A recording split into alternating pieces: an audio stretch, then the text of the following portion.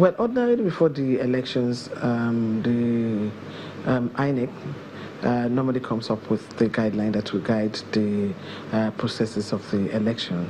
And they've done that this time around to take a loss about the procedures. I think they even came up with some very interesting steps, that the election proper will take. Yeah, I mean, from when which the voters need to know, so it helps civil society in particular to educate people about what should be expected, on election day, what should be expected before election day, because election is a phase, so it's pre, during, and post. So what the guideline addresses is to say what is going to be happening, within those, period of elections. And in particular, civil society gets much more interested with what is expected of a voter, because when you do voter education, the voter should be able to know whether it is a process of simultaneous voting, or it's a process where you vote on one side, then you come back after accreditation to come and vote.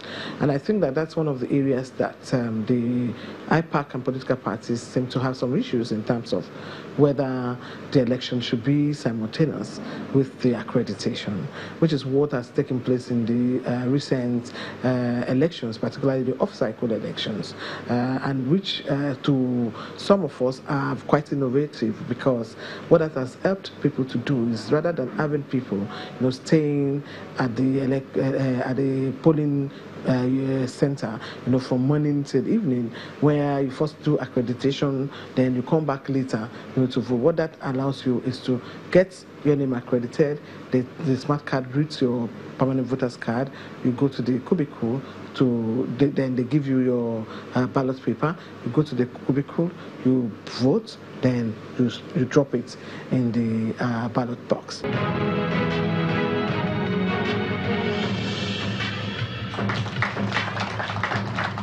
Welcome back to the show, everyone. Now, on Monday, January the 14th, 2019, the Independent National Electoral Commission officially published the regulations and guidelines for the conduct of the elections 2019 in pursuance of the powers conferred on the Commission by Section 153 of the Electoral Act 2010 as amended. Be that as it may, opposition political parties have raised a number of issues with the guidelines, and some have even sued the Commission over them. So let's throw that question to our audience, as well as questions to do with e-voting. I have here with me Shotunde Oladimeji, and he has a question about the e-voting system and why we cannot do it. Well, thank you very much. The process of e-voting, I doubt if INEC is going to use e-voting at this time. The Electoral Act says anybody who intends to vote will come with his or her PVC to the polling unit where that person is registered. So it is where you are registered, you must be physically present. The concept of e-voting, perhaps, as far as I understand it, means that you can vote from outside your polling, that place you registered. And as the law is presently, there is no such thing. You vote where you are registered. And if for any reason you transferred, or for any reason you no longer reside in the area where you registered, what you do is that the window for transfer, then you transfer. But presently, the position of the law is that you have to physically be present, and then you are accredited, and you vote simultaneously. Before we allow you go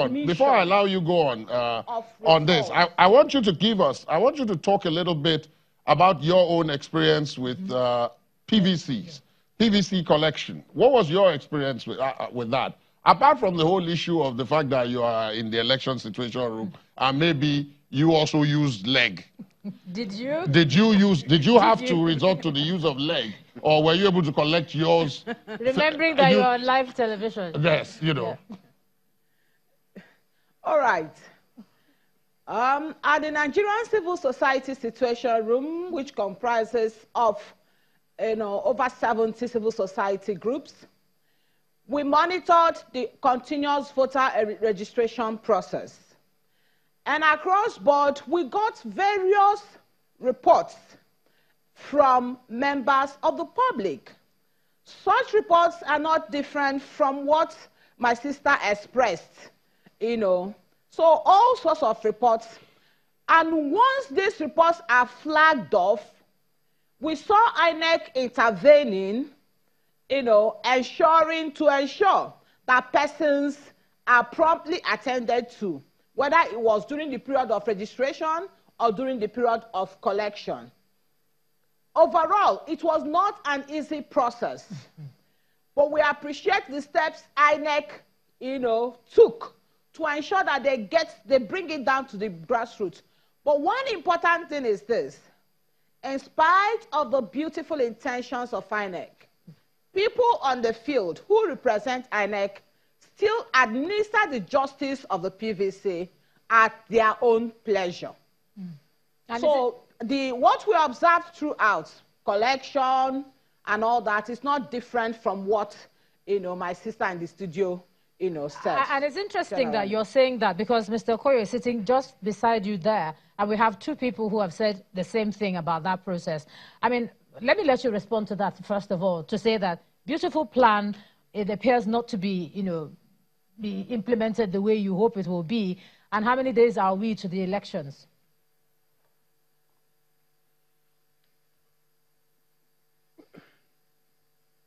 Well, the truth of the matter is that as a commission, we do not pretend to have all the answers to all the problems and all the challenges of the electoral process. We have received credible reports of some Nigerians who went to the various local government offices of the commission and encountered challenges. We have also had reports of people who encounter challenges at the various wards or registration areas and even at the polling units in terms of PVC collection. Anywhere we have gotten credible information and credible reports, we have always intervened to make sure that we offer remedial action and remedial measures towards the same to the said process. So, but my plea is that the pain some Nigerians took in making sure that they register for elections and they register for this particular process, they should endure and persevere and make sure that they collect their permanent voters' cards. Some of the national commissioners have gone to their various states that they supervise and to the various local governments to monitor this particular process to make sure that those who are charged with the responsibility of giving out these permanent voters' cards remain as civil as possible, especially to the Nigerian people, and that they do not abuse the trust reposed on them. But one other thing that we must bear in mind is that there is this unwritten culture of waiting to the last minute before we do certain things. It is when the rush period sets in that some of us rush to go and collect some of these permanent voters' cards. But my plea to Nigerians is that we are interested in as many Nigerians as possible having their permanent voters' cards, and those who experience challenges should please persevere and make sure that they collect their permanent voters' cards, because we want as many Nigerians as possible to vote in this election. Okay, sorry to cut you off there, Mr. Okoye, but another thing that seems to be a bit of a challenge for Nigerians and other political parties are the election guidelines, which were released and all that. And when you look at some of the reasons why people are unhappy, I'm going to let the panel also weigh in on this one. Let's just look at 8D, for instance, saying that the presiding officer shall regulate the admission of voters to the polling units, no problem with that, and shall exclude all other persons except candidates of their polling agents, election officials, security personnel, however, and any other person who, in his opinion, has lawful reason to be admitted. And, several provisions like that, which people feel are ambiguous and feel that the officer could manipulate and take advantage of. So is there nothing in the guidelines that you feel is correct, that people are saying, they're not unhappy with? Well, let me just preface this. Before the Independent National Electoral Commission released the regulations and guidelines for the conduct of the 2019 elections on the 12th day of January 2019, the major stakeholders in the electoral process were consulted. The draft regulations and guidelines were forwarded to the 91 registered political parties 10 days before we had a stakeholders meeting with them. we gave them the opportunity to study the guidelines and regulations and make suggestions and contributions on how we can improve the regime of the guidelines. Thereafter, we had a robust and engaging meeting with them at the Electoral Institute of the Independent National Electoral Commission. They also made submissions in writing and orally. Then we engaged the civil society groups and organizations. They made suggestions in writing and orally. Then we engaged the mass media and other critical stakeholders. They made their own suggestions.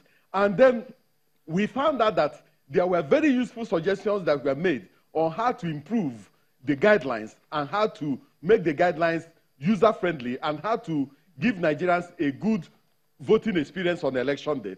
And we did more or less a surgical operation of the guidelines. At the end of the day, we took into consideration the inputs that were made by all the stakeholders into consideration before we rolled out the guidelines. So we consulted and consulted widely. We consulted robustly. We made sure that every critical stakeholder was carried along in the design of these guidelines. But ultimately and fundamentally, the law gives the Independent National Electoral Commission the exclusive right of making a determination on what goes into the guidelines. So we didn't need to consult anybody. But the policy of the commission is to carry all the stakeholders and all the people who have anything to contribute along in designing some of these things. So the guidelines that we rolled out was a guideline that was agreed upon by the critical stakeholders in the electoral process. And I believe that the guideline serves the Nigerian people who are the major beneficiaries of this guideline. And we also took into consideration that the political parties are also critical stakeholders, and we carried them along.